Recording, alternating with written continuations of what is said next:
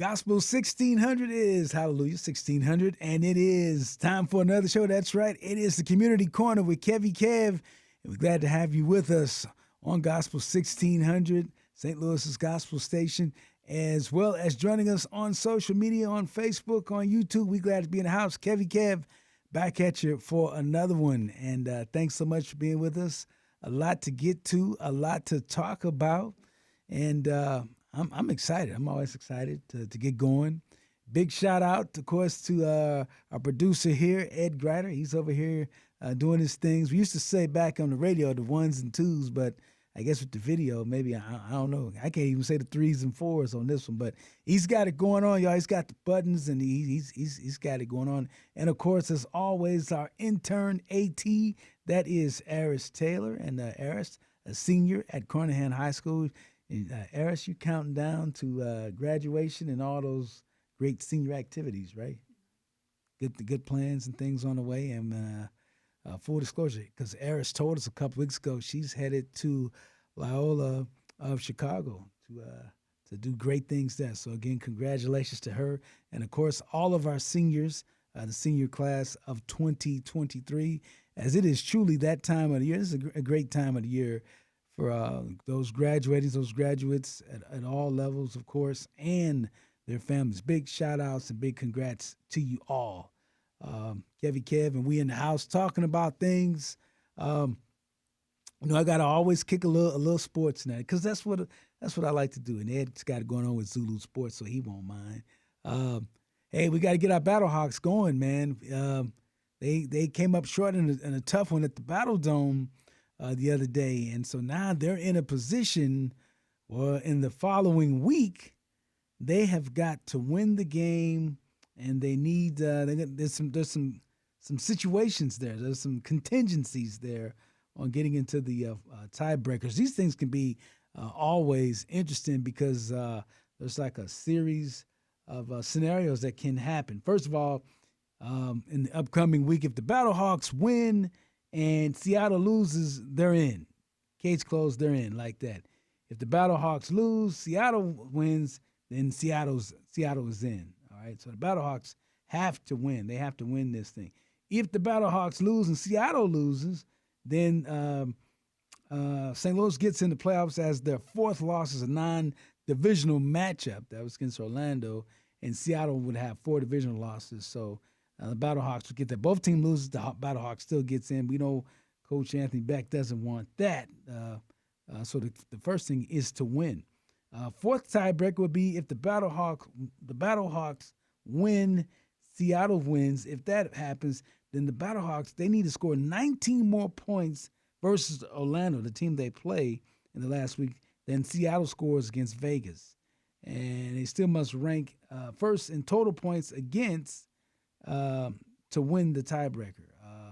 So there's some things going on here.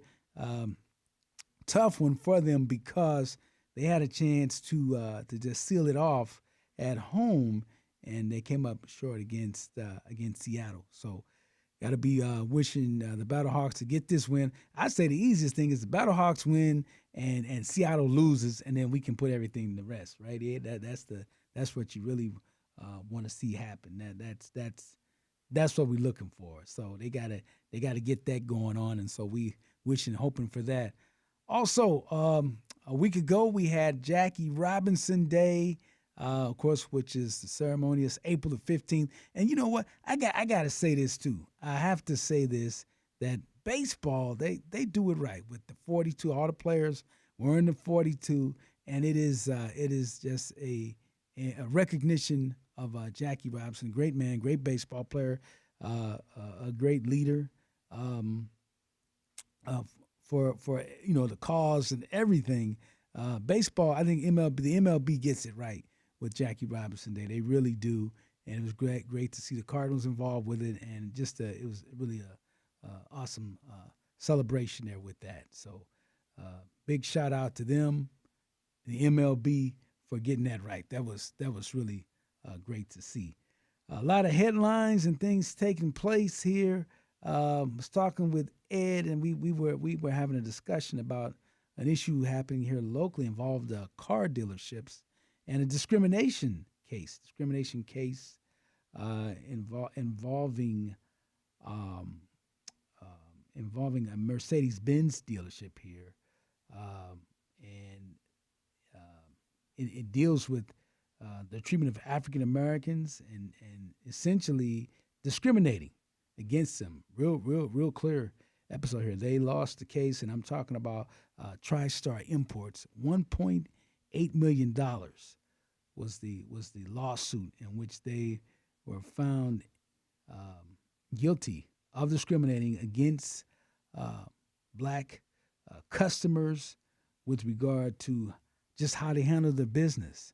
Everything from the way they went through the credit process. In fact, even looking at potential customers' addresses and saying, well, he or she, they can't afford that. And so actually, this case was brought to the attention of the courts by some employees who watched this personally take place with the mistreatment of African Americans being denied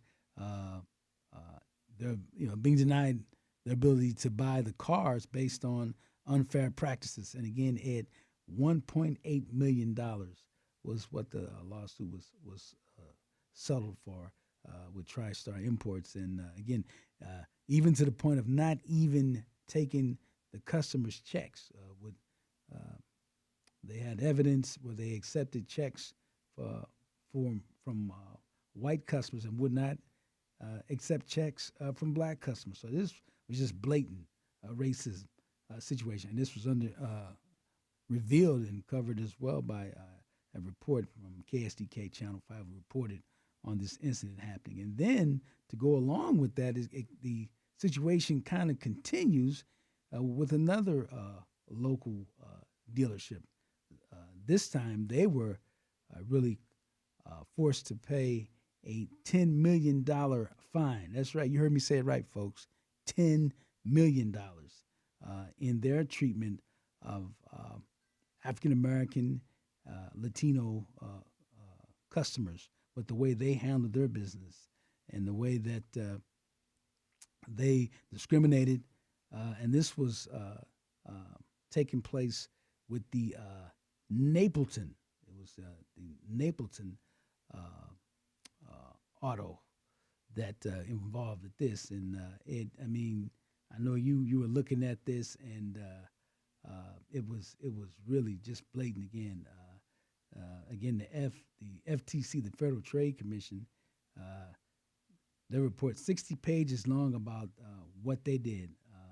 And Napleton owns 51 dealerships in 8 states, and they had a history of charging black customers $99 more on the average for such add-ons. They had an issue of these add-on costs and really just out in the open with it.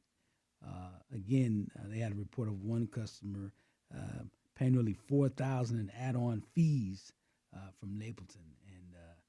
And I know this is something that you watched happen with this situation there.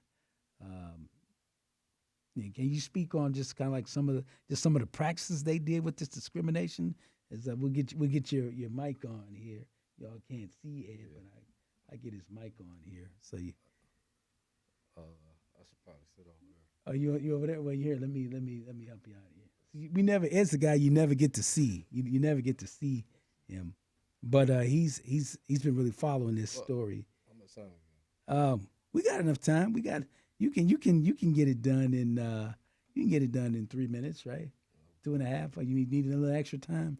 If you need a little extra time, we'll come back on the break on the other side. Ed says he needs a little more time. He probably does too.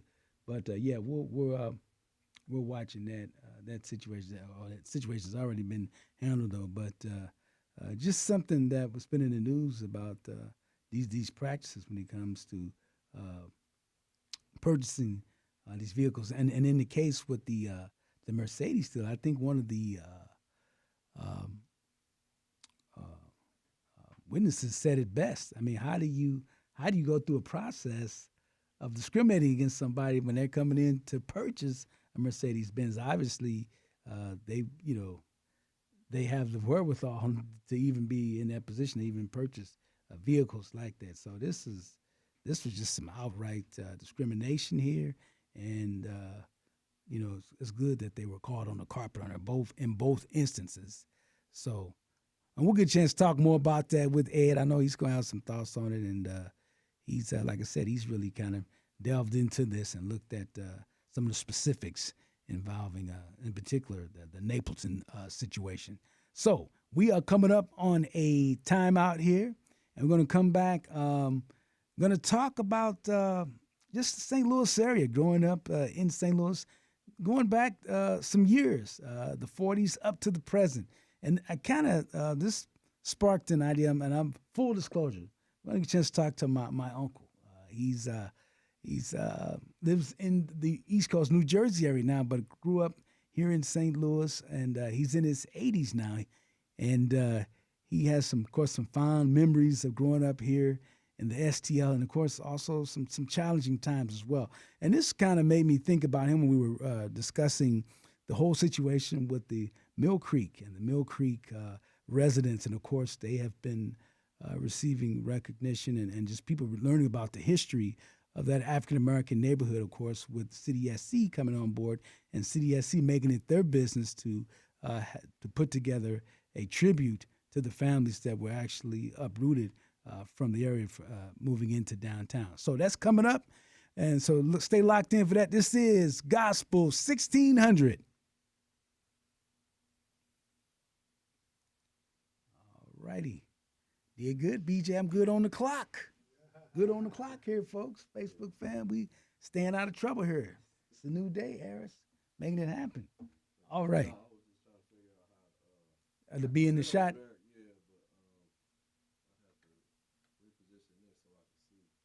Oh yeah. Oh yeah.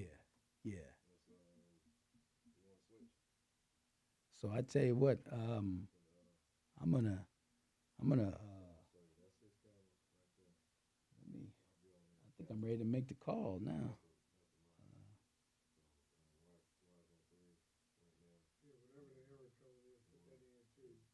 Okay. Okay, I got it right here. Let me see. A second here.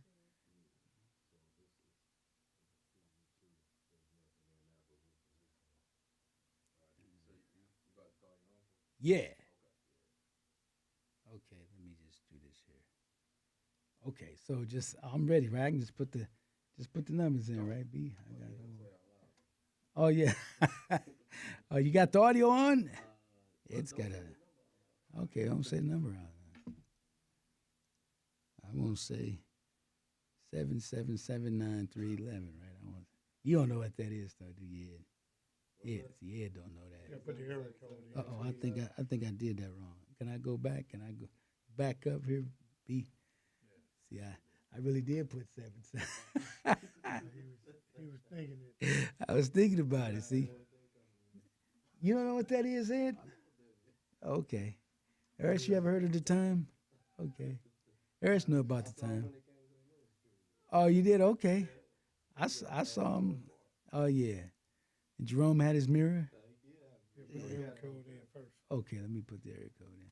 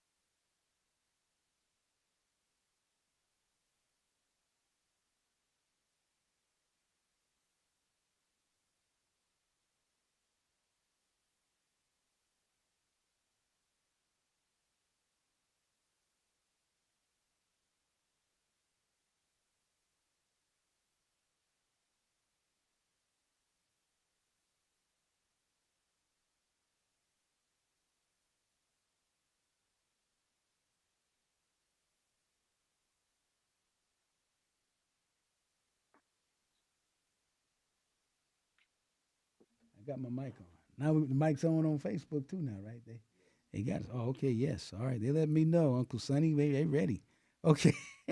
They All ready, right, I huh? just hit the record button. We're in business. Right, B? Gospel 1600. It is KevyKev, and it is Community Corner with KevyKev, and we're so glad to have you back with us here. And again, thanks so much to you all. Thanks to the Facebook fam. And before we went to break, we were talking a little bit about the whole situation, the Mill Creek neighborhood, and they're being honored with City SC.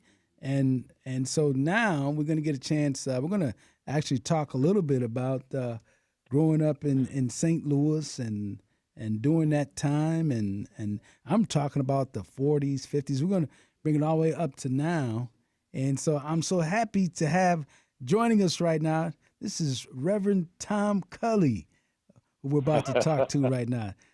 I basically call him Uncle Sonny, so because he's my Yeah, uncle. yeah, little nephew. Yeah, Uncle Sonny. Right, right. How you doing? I'm doing great. I'm doing fine. How are you doing? I'm doing great. We're here in your second hometown of St. Louis, right? Right. Yeah, I came to St. Louis when I was about 3 years old, so I spent a lot of time in St. Louis. That's right. So we talking. We won't say your age, but we talking. This would be before the ending of World War II. I'll just say that, right? Yeah, it was close to it, Kevin. Yeah. It was. I'll just say, I'll just say that.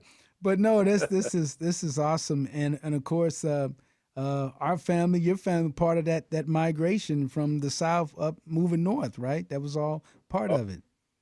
oh yeah. We moved up. It's funny you talk about that now. In the news about 2 weeks ago, there was a tornado down in Rolling Fork, Mississippi, Yes. and very few people ever heard of Rolling Fork, Mississippi. Mm-hmm. And that's where my family was. That's where we came from. We came from Rolling Fork all the way up to St. Louis.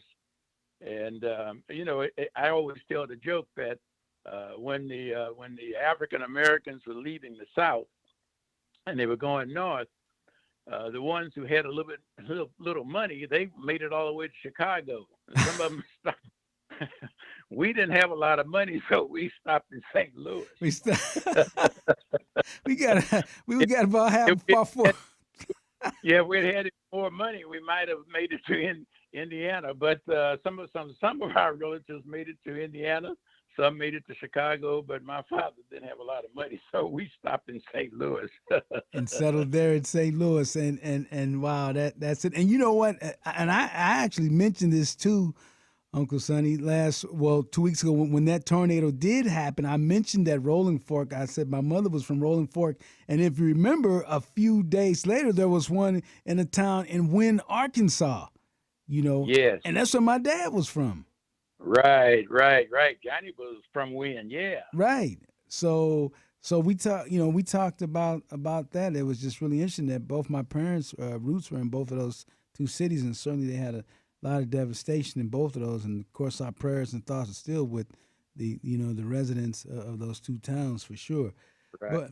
But as I mentioned, we were, there's been a lot of talk in St. Louis about the Mill Creek area, and we've got a new MLS team, the Major League Soccer, and it's been a special honor put in place to honor the residents, the African American community that was basically ripped out, torn apart, so that they could do this development in downtown and actually where the stadium has been built.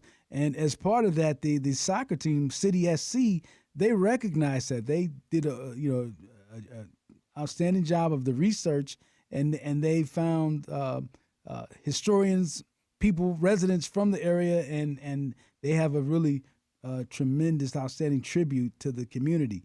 And so that, of course, kind of sparked my interest to talk to you about. You were a little, I guess you would say, a little further west in St. Louis, Yeah. in the 40s.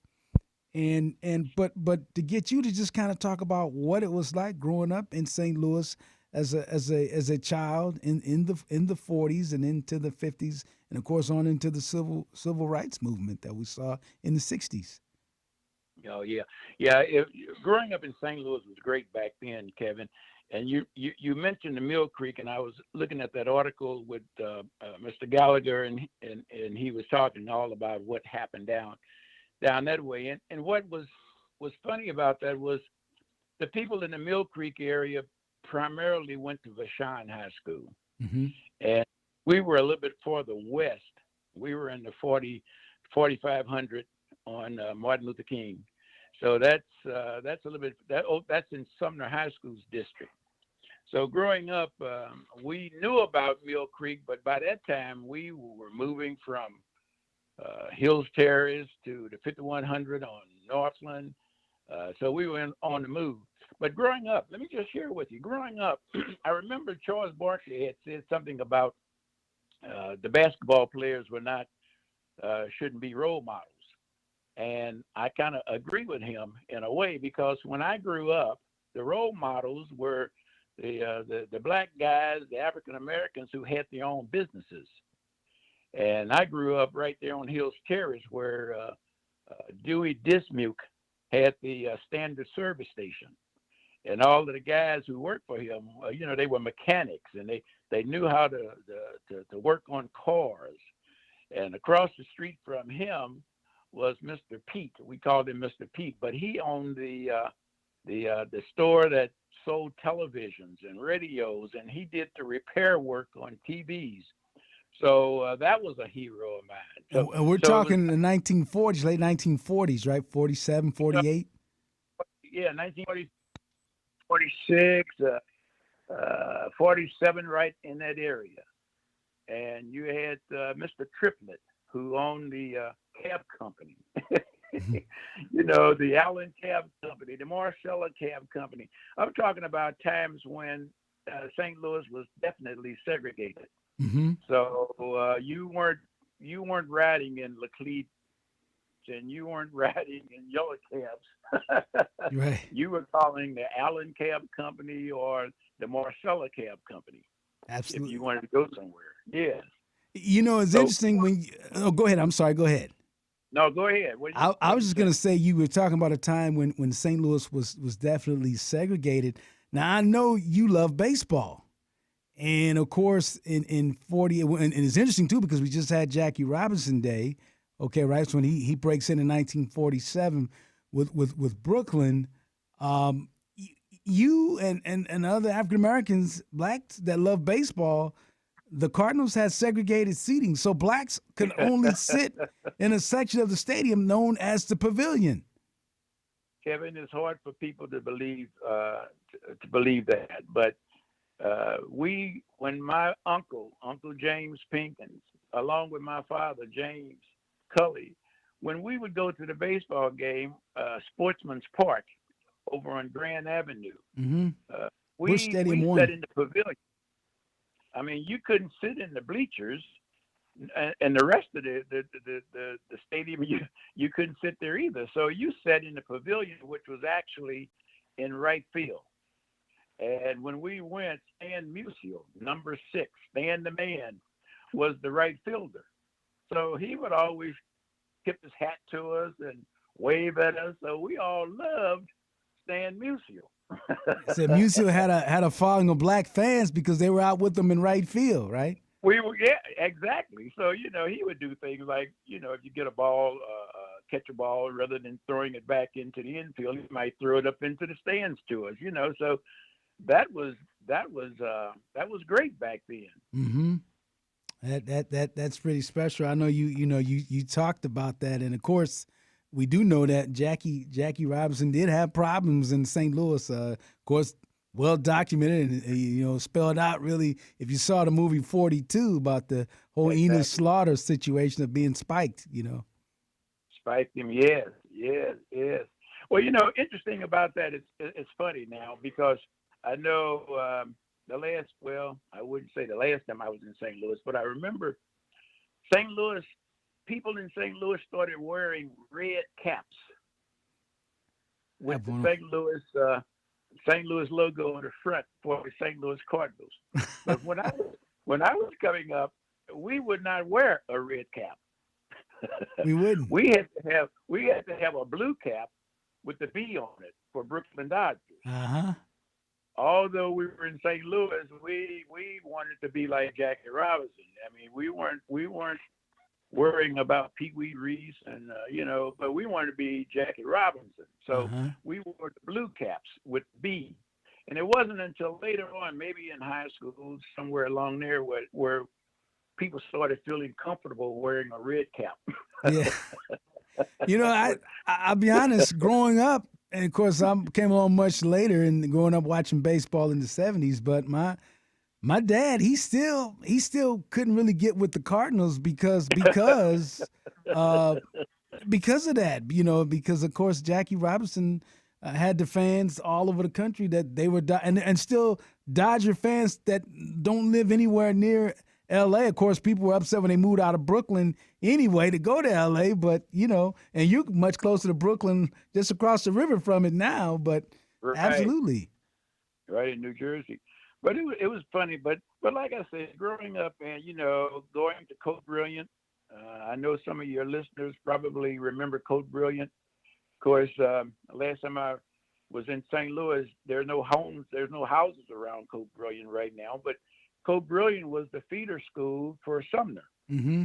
So when I graduated from Code Brilliant, Donald Williams and I wanted to go to Sumner, but we ended up in the Soldan. Back in those days, it was Soldan Blewett. Yeah, tell everybody how you got to Soldan. Yeah, tell them.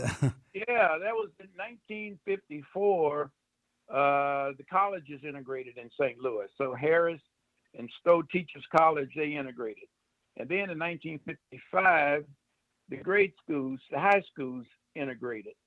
So in 55, when I graduated, I went to Soldan Blewett High School.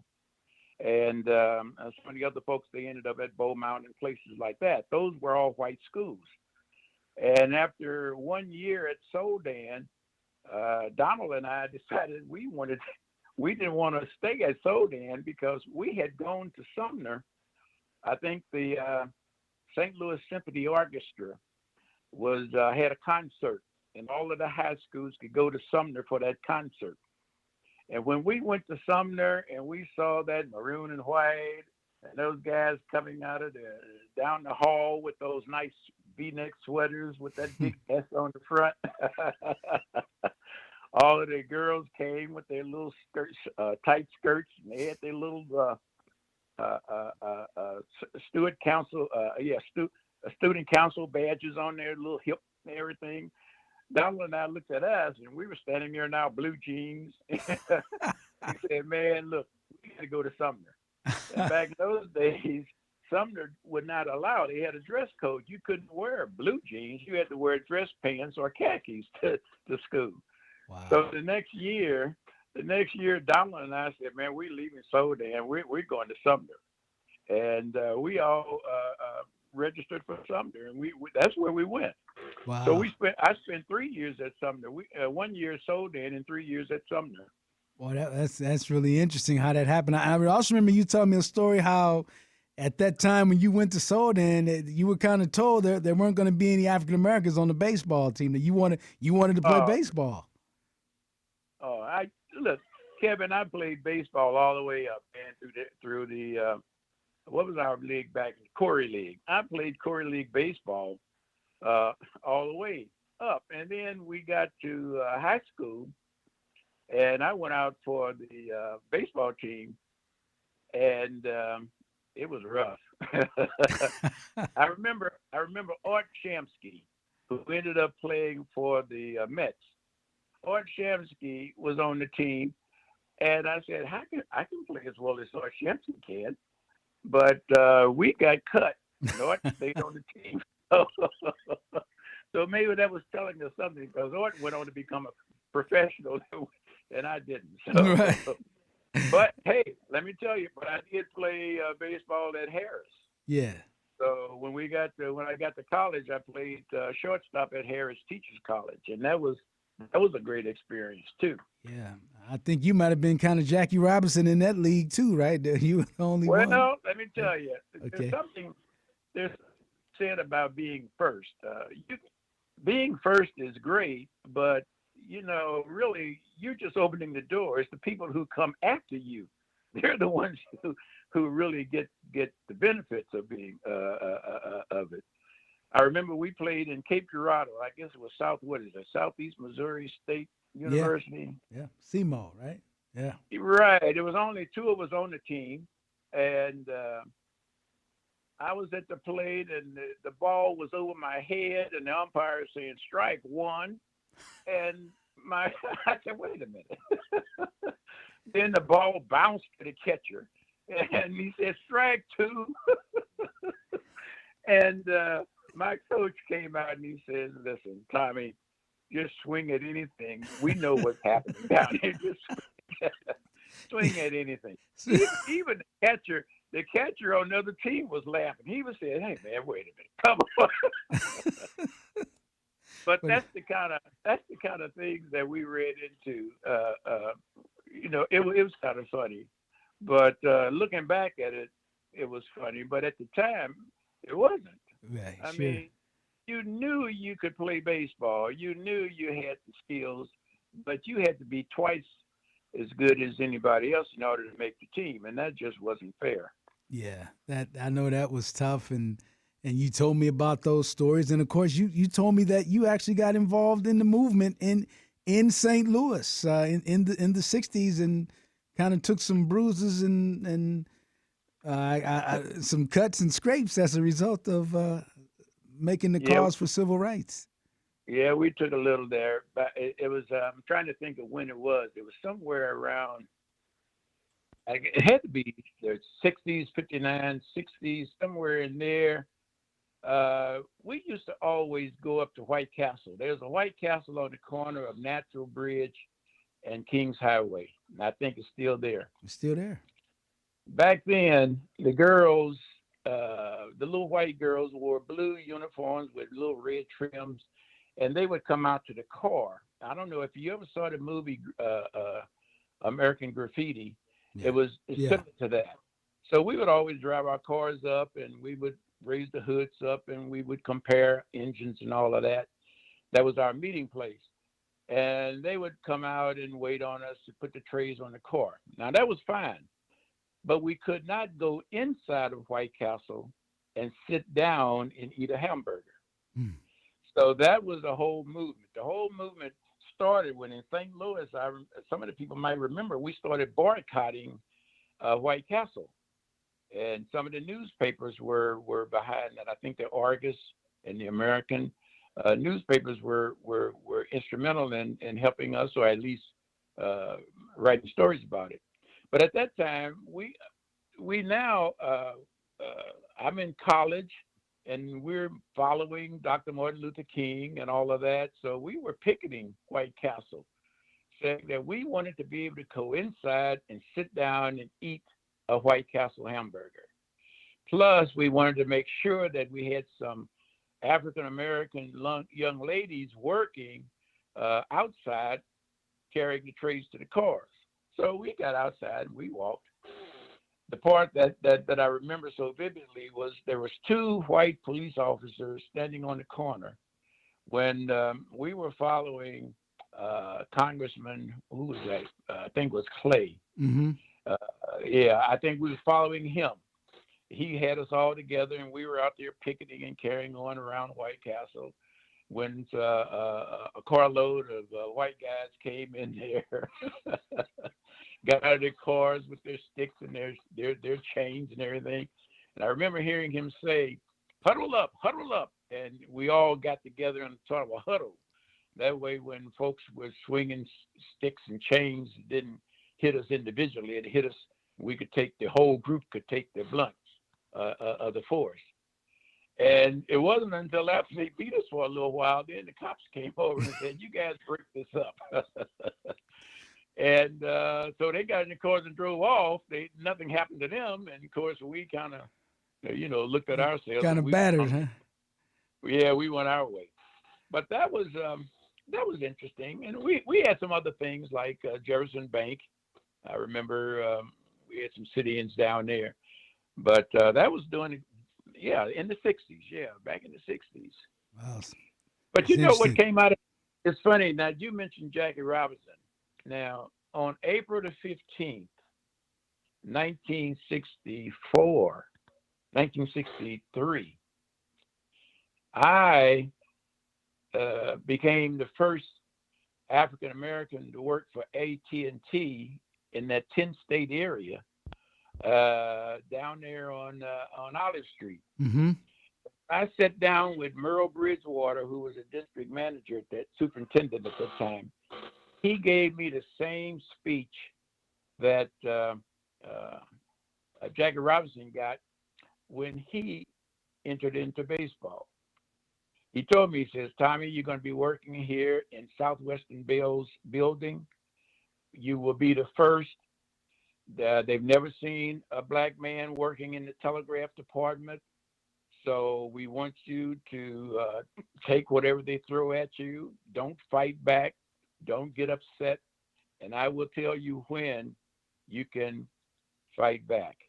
And I remember that. And I worked for AT&T for 27 years and started off as a communication technician Mm-hmm. right there on 2600 on Olive Street.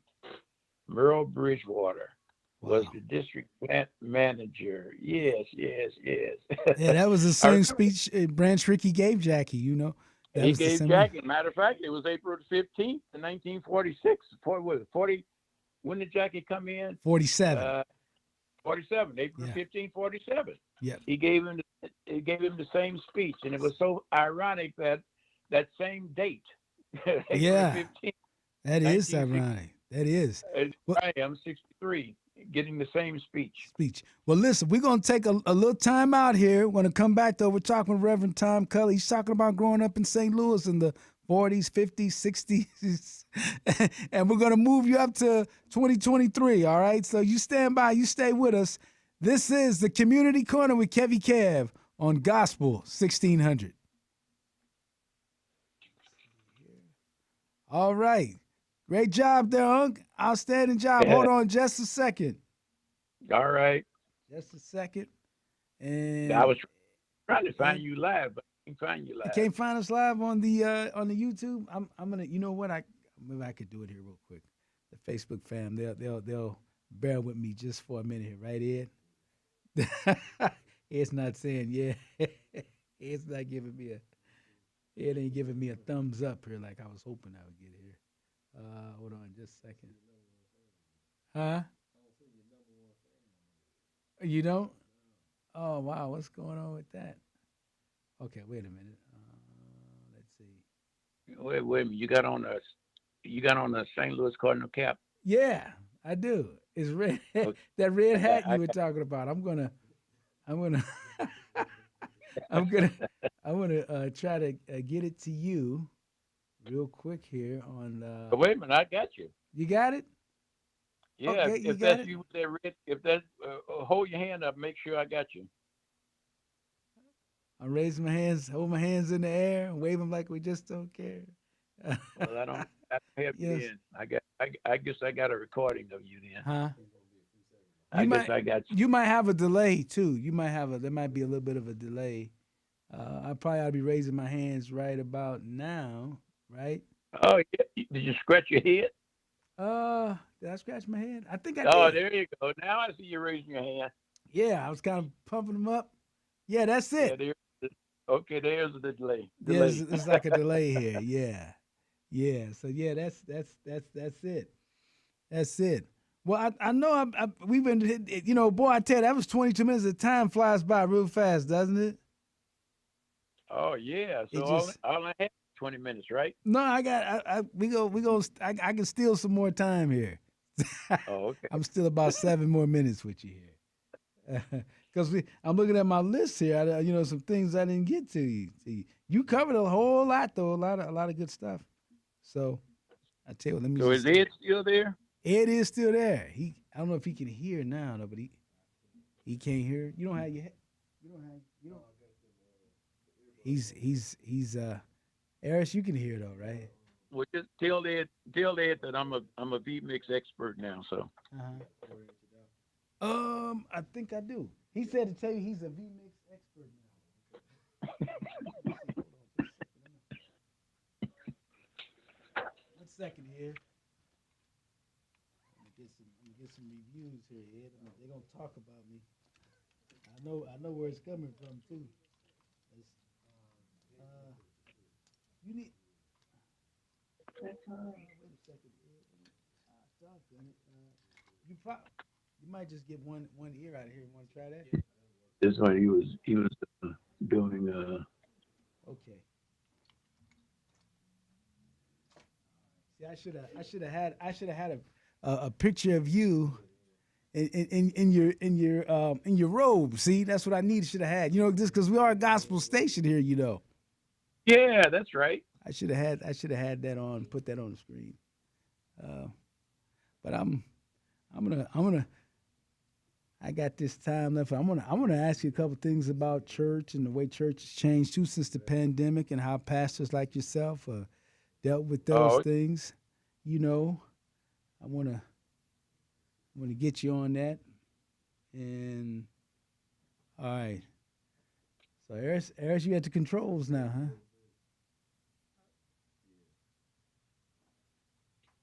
All right. We're getting the shots here. We ready?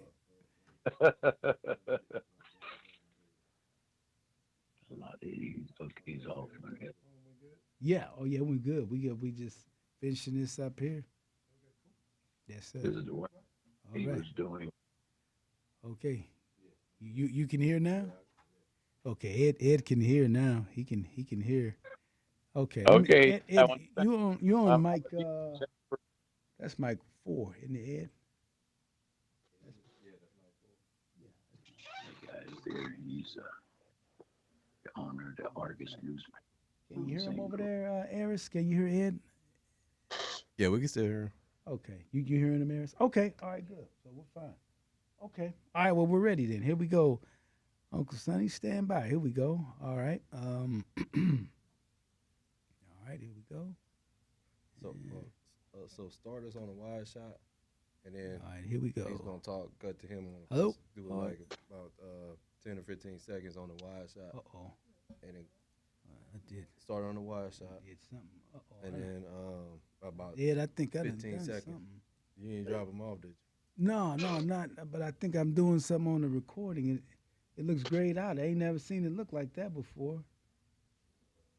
I done did something. I done messed up something. Like it's frozen Yeah. right now. Not Just responding. Wait on it. All right. 1 second here, Uncle Sonny. We had a little technical thing like how it happened in church yesterday. I got look at that, Ed. Ain't never seen it do that before. We were talking about my technical problem in churches. Yeah. Oh my goodness. You know about Murphy's Law, right, Eris? What time you got? You okay, Eris? What time? You got 5 minutes? Okay. Okay. We'll get you. Oh man, they ain't never done that before, Ed. I might try to get BJ, man. Ah, no, that ain't good there. It ain't. Oh man, we've had a little technical glitch. I've never had this happen before. Just I can relate to what you said in church the other day. Never had this happen before. Right. Of course, our Facebook fam is watching it live, watching it happen to us. uh, Yeah, your uh, Facebook people watching you. yeah, it look. I, I don't know what I did. I never seen it gray out like that before.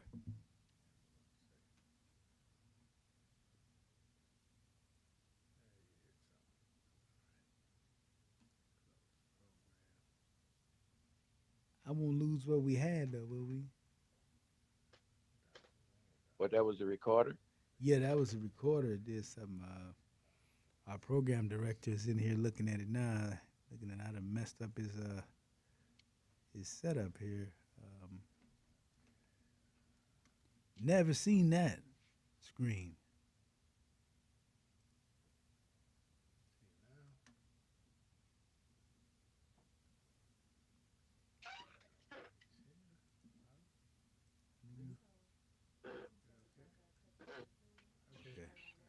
Okay, yeah. You ready, Ed? You ready, Harris? We ready? Okay. The audio. Gospel 1600. Hallelujah 1600. And KevyKev, it is the Community Corner with KevyKev. And we've been visiting, having a good conversation with Reverend Tom Cully, who's the pastor of the Mount Pleasant Baptist Church in Edison, New Jersey. He's also my Uncle Sonny. So, Uncle Sonny, how you doing? I'm doing good, Kevy. How you doing? Great, real great, great. Appreciate you so much. I know we in this segment we were a little short, but we just wanted to wrap up a few things with you. As you know, you were talking about just that whole progression of coming from the South, living in St. Louis, the 40s, the 50s, the 60s, and being at AT&T and being an executive there, and then just talk about that progress of going up the chain like you did, and being originally told that you couldn't speak back, you couldn't even speak about things that you might have felt were unfair. Yeah, that AT&T was a great company to work for, and I would imagine that it's still a great company to work for. But yeah, I started as a communication technician. The thing that struck me, Kevin, was when I went to the job, I didn't have to punch in a time clock. I didn't have to wear a uniform. I could wear my regular khakis, blue jeans, and a shirt. Spent a lot of time on the telephone, talking to other cities, troubleshooting the long distance telephone lines for the teletype network. And but what was interesting about that was back then, teletype was considered low speed data. So all of the newspapers and TV stations used teletype machines to receive their news, the information. Plus, you had private companies with teletype. So we went through that, and but in order to work on the radio room, you had to have a radio license. So I had to go to school and get a third-class radio license, and then you had to get a second-class radio license to be able to tune the transmitters, just like what you're doing now at the station. In order to work on the transmitters at the telephone company, you had to have a second-class radio license.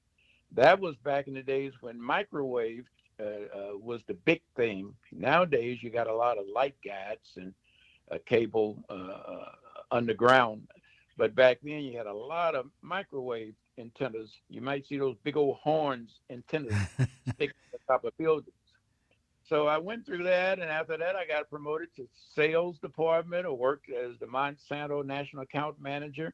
So I spent a lot of times out with Monsanto, and we rode all around. And one of the highlights of the Monsanto is the fact that their fabrics department in New York was the ones who made the materials for the Playboy bunny uniforms. Okay. So when we went to New York, naturally, we went to see how the Playboy bunny uniforms were being made. My goodness. And the Playboy clubs, I see. Oh, And man. I was in sales. After sales, I went back to operations as an operations manager. This time, I guess I was second level supervisor, running operations. And after that, got transferred to New Jersey to headquarters. Did some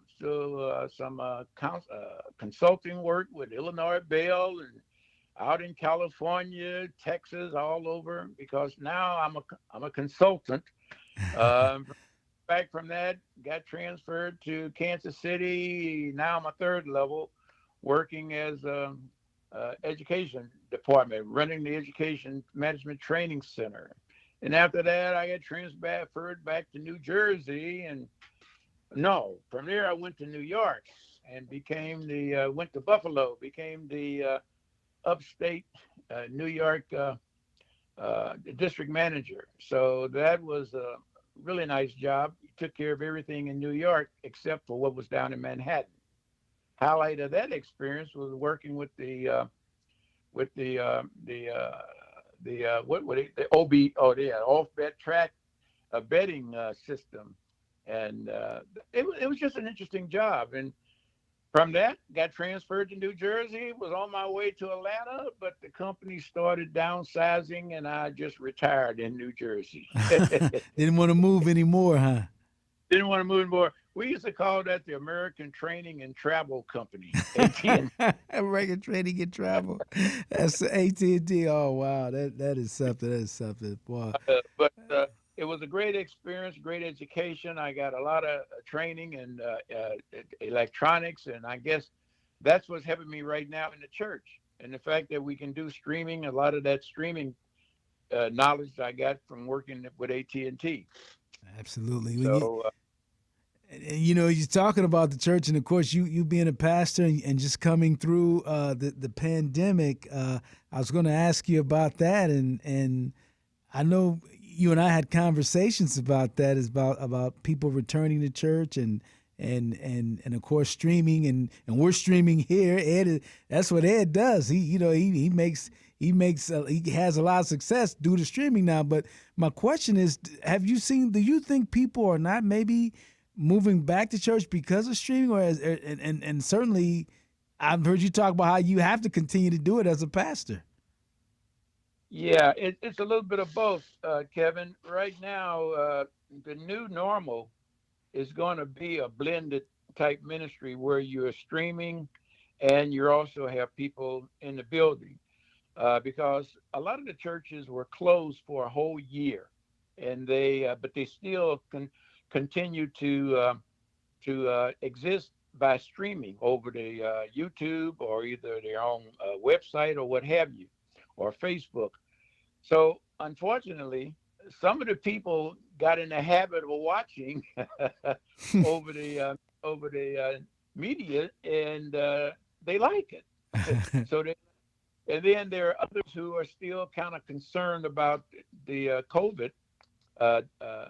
But bottom line, all the churches are still having some problems getting people back into the building.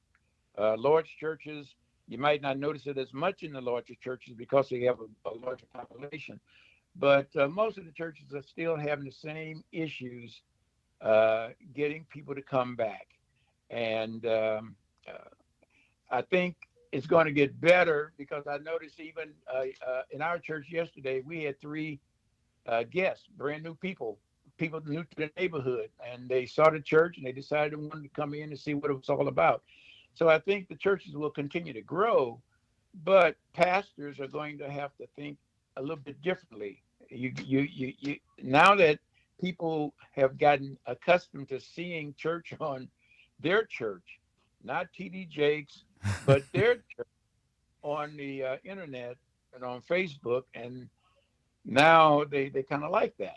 And at the same time, from a ministry perspective, we are reaching more people than we were reaching before, because we have folks all over the country watching us now. All over the world, huh? All over the world. Matter of fact, we got some hits from Africa. But we have people in California. We got folks in the South watching. We got people in St. Louis. We got people in Kansas City. They're in Barbados. They're down in, we got people all over. And you can see the number of people watching, and you can see the different places where they're coming from, as well as the people in New Jersey. So, in one respect, you're getting the word out to more people, which is good. And then, but at the other same time, you might be looking for more people in your own church, because of the fact that you do need, churches do run on money. You need the finances, but I think it's going to get better. All right, I know we're winding down. Ed, you had a question? You have a question or any thoughts, comment? I don't. Let me see that. You getting here? Is that Ed over there with Yeah, the blue how cap? you doing, Uncle Sonny? Yeah. No, I didn't have any questions. It was just real interesting listening to your story, your history in St. Louis, and just the things that you faced coming up. And I mean, it's really great. It as a tech person, it's very encouraging to me to see someone like you who's more advanced in age, who still embraces today's technology and understands the importance of using it to reach people in today's landscape. Yeah, well, I tell you, it's people like you and my nephew, because remember all that time we spent that Saturday trying to get that beat running, and now I have been able to. I have a technician who runs the streaming, and he's doing a real good job now. He looks to me, and I'm giving him instructions on how to do it. But the bottom line is, yeah, you have to. If you're going to be a pastor today, you got to be progressive, because younger people use this technology. They know they on their cell phones they'll watch a church service. So you have to stay up to date with what's going on in technology and the media and what have you, because a lot of the Generation Z people, that's what they do. Absolutely, that's it. And Eris, our intern, will attest to that for sure. So, if someone wanted to check you out, though, how do they view, or how do they get in contact with you? Well, if you want to check me out visually, you go to the church is Mount Pleasant Baptist Church. So the initials MPBC Live dot org. All right. So it's PBGLIVE dot org, and that's our website. You can get us there. So that's the easiest way to do it. And once you get there, you can go to the main website. You can go to the streaming website. You can you can tour the church. Everything is open to you. It's We even open. have a you even can get to one of our online services that deal with middle class people, middle aged people, old people, women, men, young folks. The whole 9 yards is right there on the website. All right. All right, Uncle Sonny, thank you so much. Boy, I tell you, it's been a pleasure, and we're going to have to do this again. And please say hey to Aunt Sharon for me and the rest of the family, and we appreciate you coming on here in St. Louis on Gospel 1600. Well, hey, thank you for having me. And it's good to get a chance to see Ed. Now I know what he looks like. And you just keep up the good work, because it's a fantastic ministry that you got there as well. So we're looking forward to talking to you once again. Do I have time for one more question? I'm gonna get in trouble here, but okay. go ahead. If you got 15 seconds, I'm in trouble. No, cut it. Take us out. All right, you got it. Okay. Take us Okay, out. we can get it off the mic then. Yeah. I would have to. All right, you hold on there, Uncle Sonny. All right, that's going to wrap things up for the Community Corner with KevyKev. Special thanks again to A.T. Eris Taylor, of course, Ed Gratter, as always, here producing, and BJ the DJ. I'm KevyKev. We'll talk to you next time on Gospel 1600. All right, I'm going to stop this here. And Ed, you can ask your question how the Facebook fans can hear it.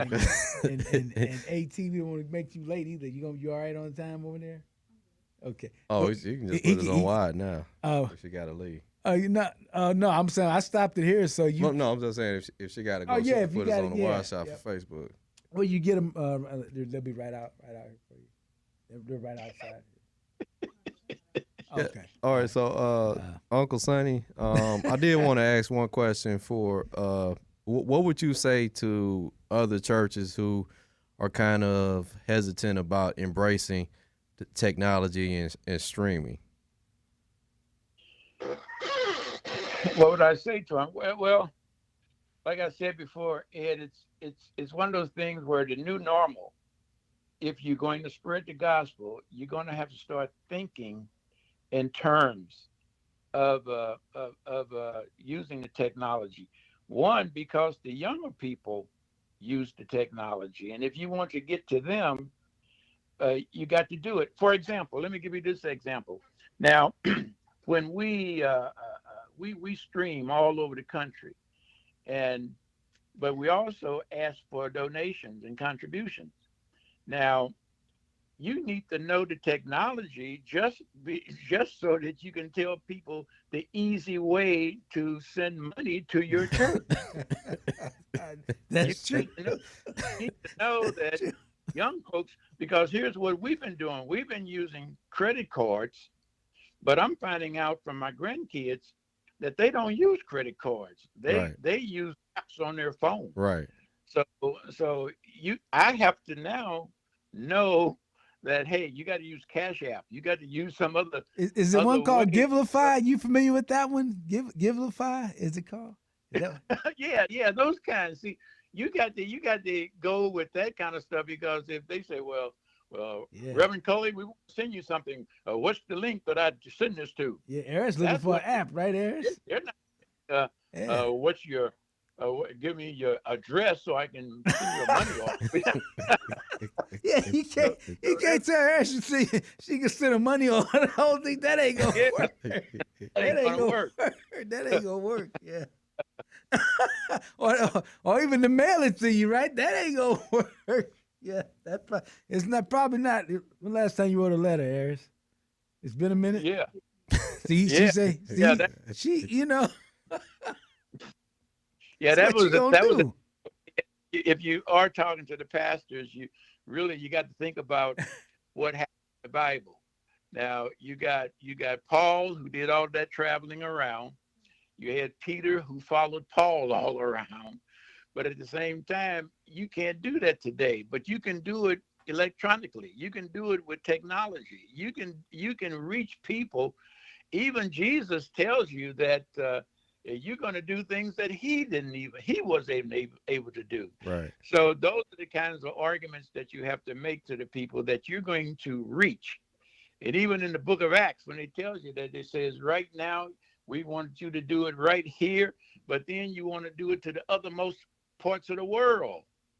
And you can't walk that way. The only way you're going to do it is over the media or technology. Yeah. So you just got to do it. Yeah, and it kind of seems like, I guess that's a pattern that happens in the church in general. Anytime something new comes, even before today's technology, if you go back to bringing instruments into the church, you had churches that would say that you were of the devil if you brought drums and guitars in the church. But nowadays it's like you feel like you're not really having church if you don't have those instruments. And so it's kind of the same way with media. There are churches that are still like, they look more at the negative side of bringing media into the church instead of, like you say, well, we can have a global reach if we embrace this technology. So it's just interesting, the different mentalities towards technology in the church and change in particular in churches. And it's the way you introduce it, because you got to have a progressive pastor to lead it. I mean, you can have progressive people in your church, but if the pastor doesn't want to do it, it doesn't get done. Yeah. So you have to make sure that your leader, the pastor of the church, understands and can buy into it and go with it. Because at one time, all we sung, if you tried to bring a gospel music into the church, it was considered as devil music. Yeah. You couldn't that's gospel. And then if you had people doing that, popping their finger and moving back and forth, now what are y'all doing, dancing in the church?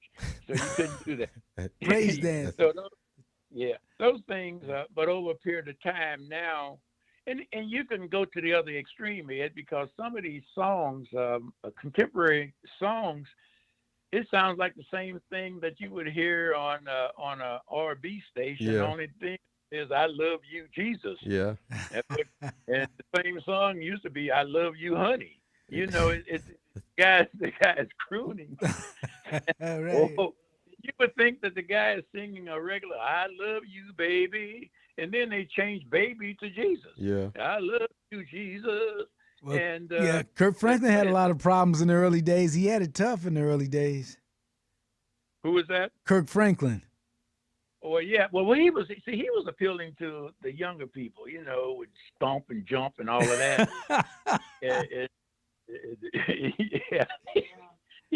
Yeah. Hey, Kevin. Guess who just joined us? Who's that? My wife. Oh, awesome. Hey, Aunt Sharon, how you doing? I'm doing just fine, KevyKev. All right. Well, thanks for being with us and allowing Uncle Sonny to hang out with us too. We sure appreciate it. I know my program director, I think he ready to go home. He giving me that look. But thank you so much. Oh, that's right. It's 6:15 there, isn't it? Yeah. Yeah, All right. his dinner probably gonna be late on the table because of me now, right? Yeah. Well, Right. mine is Yours late too. late too. Yeah, I know yours late because it's 7 something there, right? Yeah. 7:15. Yeah, Yeah. but yeah. Thank y'all so much, and I'll get you the link, and then on Wednesday night when we come on at 9, I'll send you the station link. Okay, and I'll get it to the kids. Yeah, awesome. That'd be awesome. That'd be awesome. Okay. Okay, thanks so much. I sure appreciate you. This was good. It was really good, really No, I good. appreciate that. Thank you, little nephew. Thanks. Yeah, see you can. Yeah, we like I said, we get to do it every Monday, so it's been fun. It's you said number 10, Ed? I think you put Number episode 10. 10. Number Yeah, 10. that's show number 10. Yeah. Yeah. So Two, what's 2.5 months? yeah. Yeah. I've been blessed here. I got a great team here. Yep. So, all right. Well, I will give you a call though. Okay. Okay, definitely. And Aunt Sharon, I don't know if she can still hear me. You take care. I will call y'all and thank y'all so much. Well, the same to you, sir. Blessings to you and the family. All All right. right, man. And keep them Chiefs going, right? Oh yeah. Right. Well, you see what my Battle Hawks doing. We hanging in there in the XFL, you know. Oh yeah. My son is following them, and I bought him a drinking mug for of the Cardinals. Oh, Yeah. good stuff. Lord. Good Yeah. stuff. Yeah. All right. All right. Well, thanks. I know I don't held y'all's dinner up too, so y'all have a great dinner too. Okay, Kev. Okay. You here now. Thanks so much, y'all. All right. Okay. Bye-bye. Bye. All right. So, Facebook fam, thank y'all too for hanging out, being part of us. We appreciate y'all definitely. Peace, everybody. Have a good night, and God bless.